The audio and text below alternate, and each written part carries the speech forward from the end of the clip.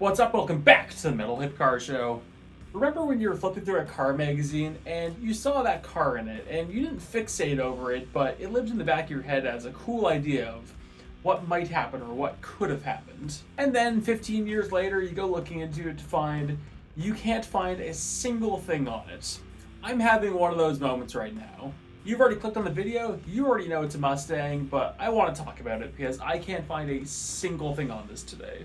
So, let's go back in time. It's 2007, you're using MySpace, Welcome to the Black Parade's one of the biggest songs on the planet, and Ford brings out the Shelby GT500, a 500 horsepower supercharged 5.4 liter Mustang. I remember forever ago going through like a Road and Track or Motor Trend magazine, and one thing they're doing with the brand new S197 Mustangs was they're doing a virtual comparison of 4 different Mustangs. Now 3 of them are very recognizable, especially today: the V6, the GT, and the GT500.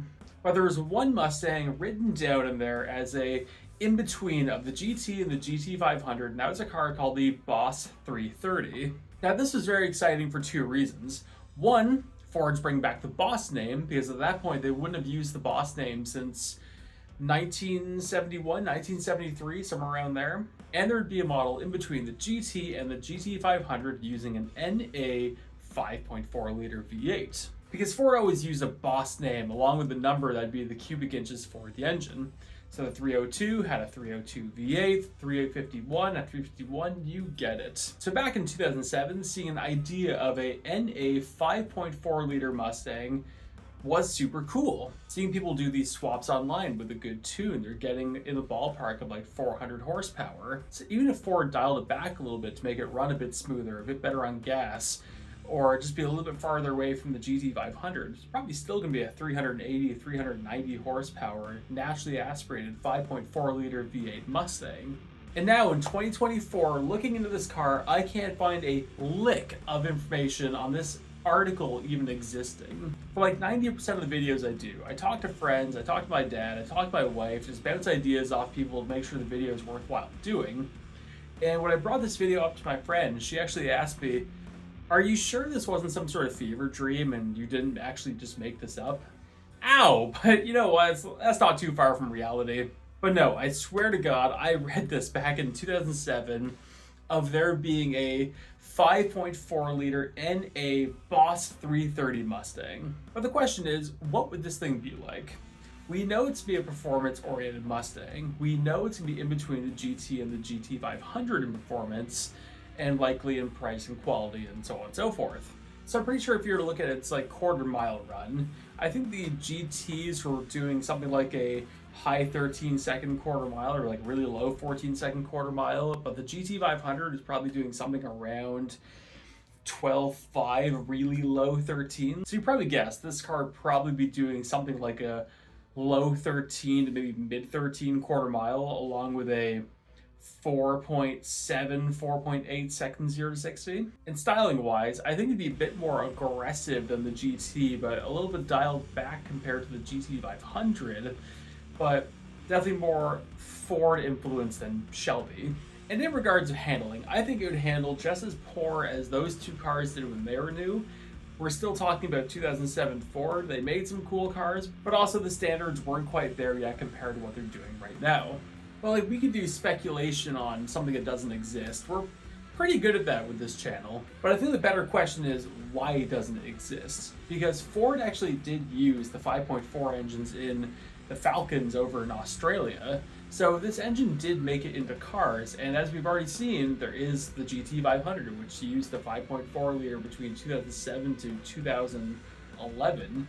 So everything's there, everything's in place. Why didn't it happen? Really fast answer could have been the times in which it would have come out. 2005, we got the brand new S197 Mustang GT. 2006, really early 2007, we got the brand new GT500.